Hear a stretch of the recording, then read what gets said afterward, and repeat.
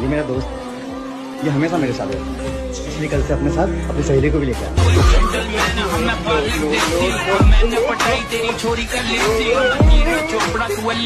हलाल, जीवन में गम बहुत है, इसलिए जब भी मौका मिले झूठा तो झूठा हंस लिया करो।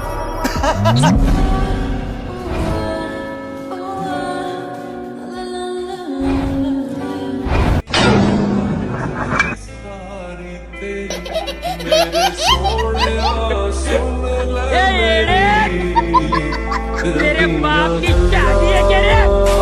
बाप ने शादी किया तभी तो मैं पैदा हुआ। तेरे जैसा नसीब नहीं है रे मेरा।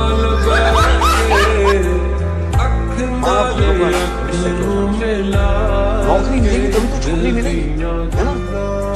छोकरी का हम लोग क्या करेंगे?